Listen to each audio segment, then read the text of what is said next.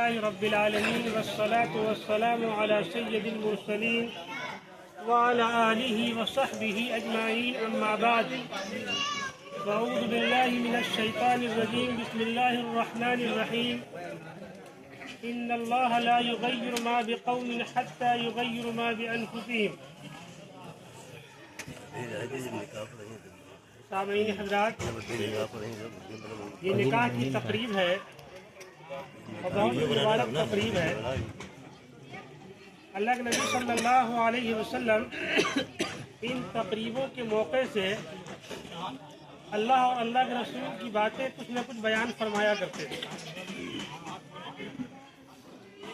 آپ سب قابل مبارکباد ہے کہ نکاح کی تقریب میں شامل ہونے آئے ہیں. میرے دل نے یہ چاہا کہ کچھ اللہ رسول کی بات بھی ہو جائے. پوری شادی میں سب سے اہم کام جو ہوتا ہے وہ نکاح ہوتا ہے. اللہ کے نبی صلی اللہ علیہ وسلم نے فرمایا کہ النکاح یسر ولا عسر، کہ نکاح آسان ہے، نکاح مشکل نہیں ہے. اللہ کے نبی نے یہ بھی فرمایا کہ نکاح کو اتنا آسان بنا دو، اتنا آسان بنا دو کہ زنا مشکل ہو جائے. نکاح کو اتنا آسان بنا دو کہ زنا مشکل ہو جائے. ذرا ہم آپ تصور کر لیں، سوچ لیں، سمجھ لیں کہ آج کے وقت میں نکاح کتنے مشکل عمل کا نام ہے. جن کے پاس اللہ نے اتھا پیسہ دیا ہے ان کے لیے کوئی مشکل کام نہیں ہے. ایک نہیں 10 شادیاں کر سکتے ہیں وہ. لیکن جو روز کماتا کھاتا ہے، مزدور آدمی ہے، بیٹی کے پیدا ہونے کے بعد سے جوڑنا بٹورنا شروع کر دیتا ہے. جبکہ اللہ کے نبی صلی اللہ علیہ وسلم نے بیٹیوں کو رحمت بنا کر بھیجا. اللہ کے نبی نے بیٹیوں کو برکت بنا کے بھیجا. اللہ کے نبی نے کہا جس کی 2 بیٹی اسے 2 جنت ملے گی، جسے 3 بیٹیاں اسے 3 جنت ملے گی، جسے 4 بیٹیاں اسے 4 جنت ملے گی. اور اللہ کے نبی نے بشارتیں دی. اور اللہ کے نبی نے فرمایا کہ جو بیٹی والا ہے وہ امیر ہے اور جو بیٹا والا ہے وہ غریب ہے. آج بالکل ہی اس کا الٹا ہے کہ نہیں ہے؟ غیروں کے طریقے کو دیکھتے ہوئے ہم سب یہ سارے رسم و رواج، سارے طریقے غیروں کے ہیں. معاف کیجیے گا، ایک بار نہیں 10 بار میں معافی مانگوں گا. یہ بارات کی شکل جو ہماری اور آپ کی جس میں ہم سب شامل ہیں، یہ ہمارا طریقہ نہیں ہے، یہ حقیقت ہے. بارات کا کوئی کانسیپٹ ہی نہیں اسلام میں. کوئی ایک شخص کہہ دے کسی صحابی کی بارات گئی ہو یا کہیں حدیث میں اس کا ذکر آیا ہو. سب ذی علم لوگ ہیں، ماشاءاللہ پڑھے لکھے لوگ ہیں، کہیں نہیں آیا. صرف غیروں کے طریقے کو دیکھتے دیکھتے ہم لوگوں نے اپنا لیا ہے. ہاں یہ ضرور ہے کہ ولیمہ سنت رسول ہے حسب حیثیت. جتنے اللہ نے حیثیت دیا، قرضہ لے کے نہیں، بیعت پہ پیسہ لے کے نہیں، مانگ کے نہیں، اپنے حسب حیثیت جتنی اللہ نے حیثیت دی. لیکن باقی جتنی شکلیں ہیں وہ اسلام سے بالکل منافی ہیں. اسی لیے پورے ہندوستان میں اس بات کی آواز لگائی جا رہی ہے. علماء اکرام آواز لگا لگا کے چیخ رہے کہ نکاح کو آسان بنا دو، نکاح کو آسان بنا دو. اس کے ساتھ ساتھ یہ بھی آواز لگائی جا رہی ہے کہ جس طریقے سے باپ کے وراثت میں، باپ کے مال میں بیٹوں کا حق ہوتا ہے، ویسے بیٹیوں کا بھی حق ہوتا ہے. کیونکہ دونوں اولادیں ہیں، دونوں جو ہے ایک ہی ماں باپ سے پیدا ہوئے ہیں. بیٹیوں کو حق نہیں دیا جاتا. اگر کوئی بیٹی مطالبہ کرتی ہے تو اس کے جو ہے ملنا جلنا تعلقات ترک کر دیتے ہیں، چھوڑ دیتے ہیں. جبکہ اسلام نے اس پر سخت ممانعت فرمائی ہے کہ جس طریقے سے بیٹوں کو حصہ دیا جائے، بیٹی کا جو حصہ بنتا ہے اس کو دیا جائے. ورنہ کل قیامت کے دن والدین، خاص طور سے باپ جو ہے، باپ کی گریبان کو بیٹی پکڑے گی، میرے حق میں میرے باپ نے جو ہے نہیں دیا مجھے. یہ تو رواج بالکل نہیں ہے. لوگ سوچتے ہیں شادی کیا کر دی، جہیز دے دی، گاڑی دے دی، یہ دے دیا، ہو گیا، سب کام ختم ہو گیا تمہارا. ہے کہ نہیں؟ ایسا ہے کہ نہیں ہے؟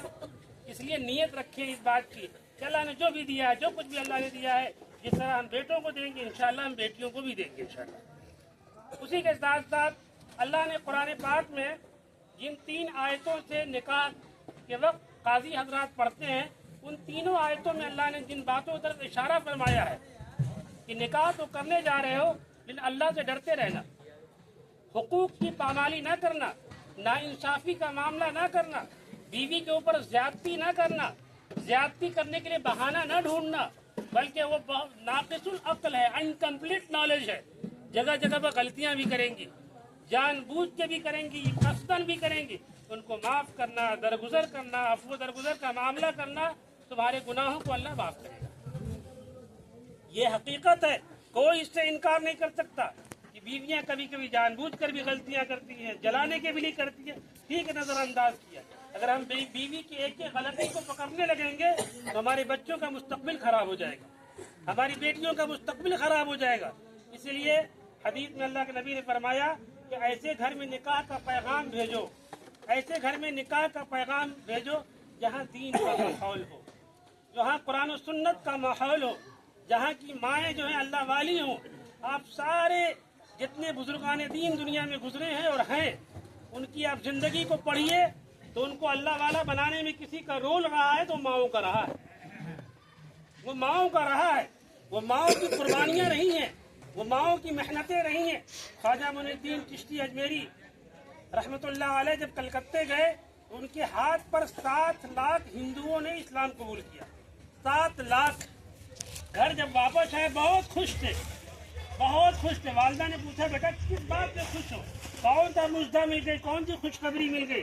कहने अम्मी जान, मेरे हाथों पर 7 लाख हिंदुओं ने इस्लाम कबूल किया। क्या ये तुम्हारा कमाल नहीं है? ये तुम्हारा कमाल नहीं है, ये हमारा कमाल है। कभी हमने तुमको बेवजू दूध नहीं पिलाया, कभी हमने तुमको बेवजू दूध नहीं पिलाया। आज हमारी माओं का क्या हाल है, हमारी बीवियों का क्या हाल है। नमाजों की तो क्या कहने, नमाजों की तिलावत का तो क्या कहना, तस्बीह पढ़ने का तो क्या कहना। आज के वक्त में, कभी एक वक्त था, मैं भी 40-45 साल मेरी उम्र होगी, इससे ज़्यादा ही होगी, कि कुरान की आवाज़ें आया करती थी, हर घर में तस्बीहात का माहौल था, हर घर में कोने में मुसल्ला बिछा हुआ करता था। आज क्या हाल है कि सबकी नींदें हराम है, पूरी पूरी रात जो है इंटरनेट और मोबाइल में जो सबका पूरा घर उसी में मस्त है। फजर की अजान हो रही है, अस्सलातु खैरुम मिनन नौम, कि नींद से बेहतर नमाज है। सब ख्वाबे खरगोश में लेटे हैं, पूरी की पूरी बस्ती सो रही है। आज अभी जोहर की नमाज पढ़ने का यही मौका मिला, 2 सफ़े थी, सिर्फ 2 या 1.5 सफ़े थी।